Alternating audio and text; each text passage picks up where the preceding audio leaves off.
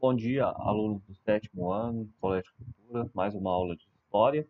E hoje a gente vai tratar da unidade 3 do livro 3, que vai falar sobre a economia e a sociedade açucareira. A economia e essa sociedade açucareira, ela vai estar ligada à colonização da América Portuguesa. E que América Portuguesa é essa? Como nós bem sabemos, a gente tem dois momentos, dois países que se lançam tá? O Novo Mundo, no caso a América, e a Espanha e Portugal. Tá? A gente vai ter aqui na América duas Espanha, né? Bom, na verdade, duas Américas, que a gente chama de América Espanhola e a América Portuguesa. Como bem sabemos, a América Portuguesa é a que dá origem ao nosso país. Então, essa economia e sociedade açucareira, ela vai ocorrer no território que hoje é o Brasil. A gente percebeu que no começo, desde 1500 até 1532, não houve interesse por parte de Portugal em povoar a colônia, né? Povoar. Eles apenas instalaram feitorias ao longo do litoral, no qual recebiam esse pau-brasil dos indígenas e, por meio do escambo, obtinham eles, ou seja, trocavam em troca de algumas coisas, né? Espelhos, coisas que sem valor, mas que encantavam aos olhos dos indígenas, e estes levavam o pau-brasil até eles, né? E esse pau-brasil ele era levado para Portugal. E a partir de 1530 há o interesse de Portugal em colonizar o espaço, né? E aí há o incentivo para que seja praticada a agricultura, ou seja, a plantação, né? E aí a gente vai entender um pouco desse processo, né? Então aqui, como eu falei, de 1500 até 1530 a gente tem um período pré-colonial, que a gente fala, né? Período no qual não há uma colonização, sim apenas exploração e retirada do pau-brasil. Aí a gente tem essa troca de trabalho por bugigangas, né? Que é tratado como um escambo.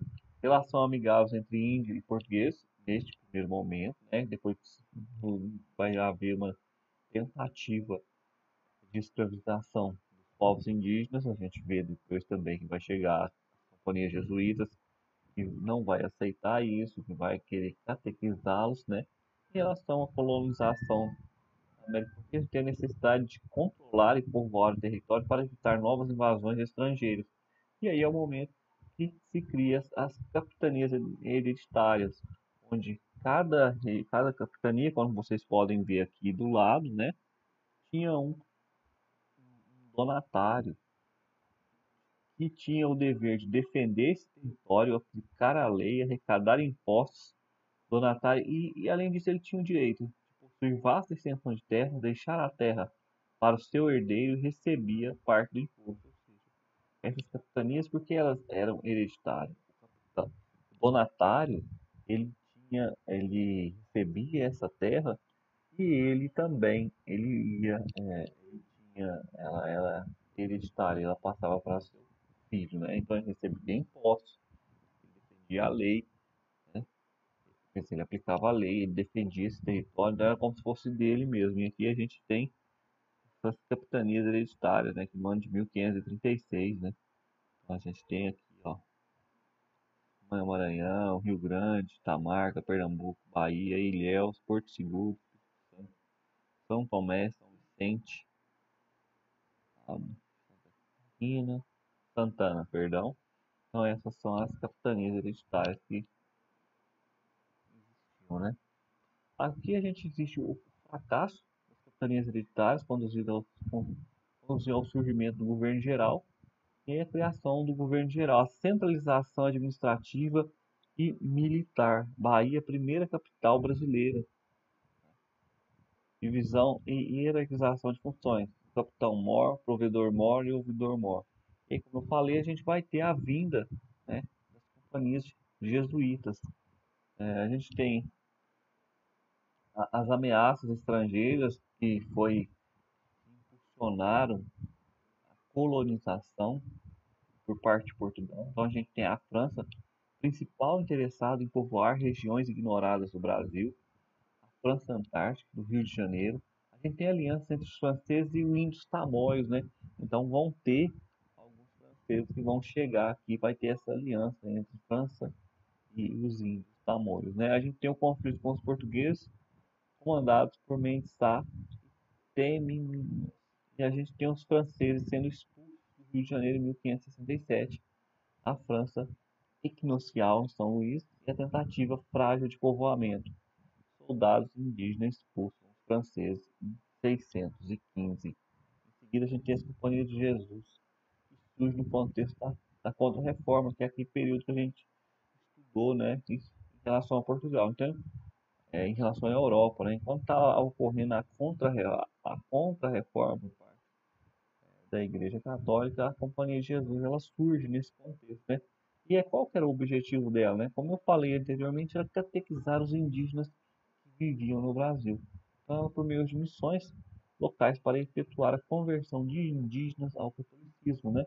Vocês lembram que a intenção da Contra-Reforma era reafirmar os valores da Igreja Católica e catequizar cada vez mais pessoas, cada vez mais adeptos, visto que eles haviam perdido muitos com a Reforma Protestante, né?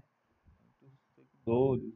Então, vamos buscar novos seguidores, né? Novos católicos, né? Formar novos católicos. Eles utilizavam a música e o teatro como forma de atrair os índios para a conversão. Também lutavam contra o uso dos indígenas como mão de obra escrava. Então, percebam, eles querem que os indígenas sejam catequizados e não sejam utilizados como forma de mão de obra escrava, né? No entanto, aos negros vindos de África, sendo posteriormente escravizados, eles não vão ter essa preocupação. Acharam legítimo a escravização dos negros vindos de África. Inclusive, há quem utiliza até a Bíblia para justificar essa prática, né? E aqui a gente tem as expedições bandeiras, né? Essas expedições que saíam da região sudeste em busca de riquezas no interior. E isso aqui que essas expedições, os famosos bandeirantes que vão sair daqui, né?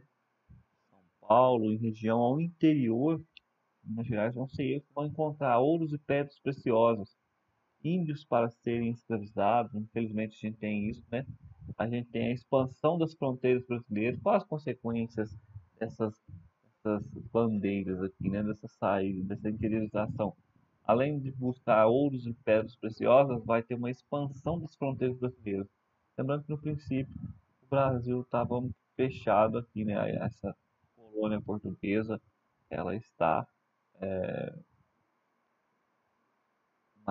ela está, a principal área de exploração está sendo aqui em relação ao litoral, né? Então a gente já é descoberto de ouro na região que hoje nós conhecemos, que é a nossa região, Minas Gerais.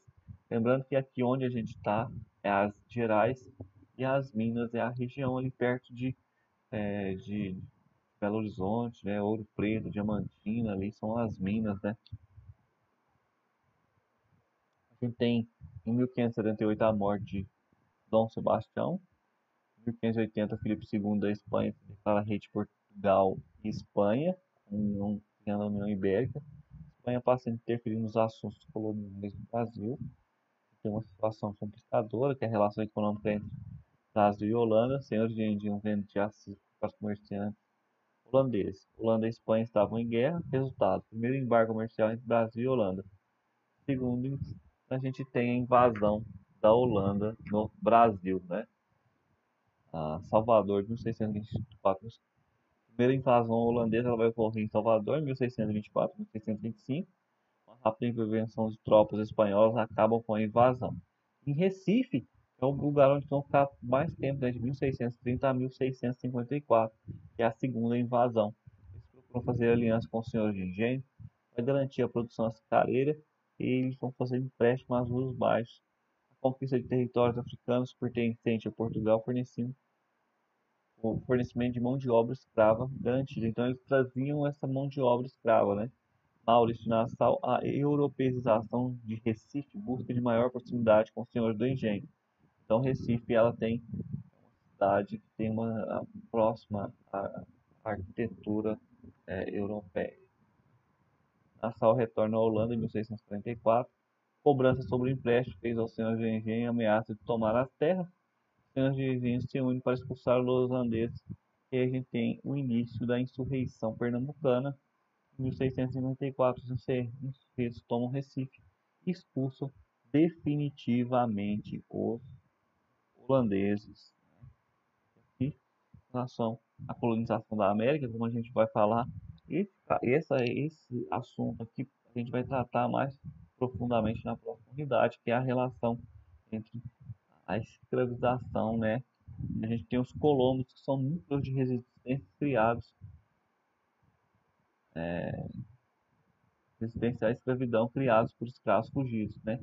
Relatos de fugas massivas durante a época de insurreição pernambucana, que a gente tem a imagem de Palmares, né? Maior símbolo da resistência à escravidão durante esse período. Em 1695 a gente tem a destruição de Palmares, né?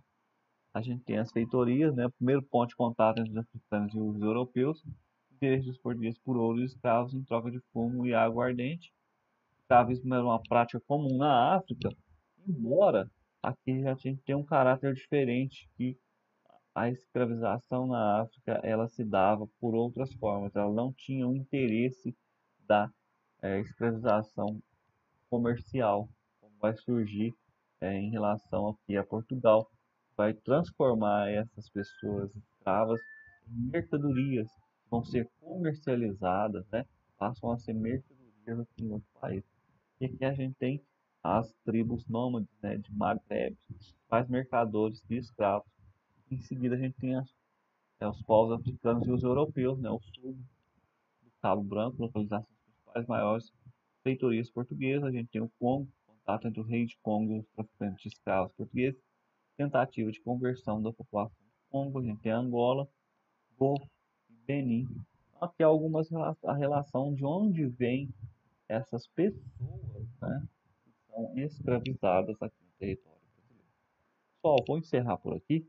Na aula seguinte, semana que vem, a gente vai entrar nesse assunto, vai conhecer melhor essa relação da escravidão no Brasil colônia, que a gente só deu uma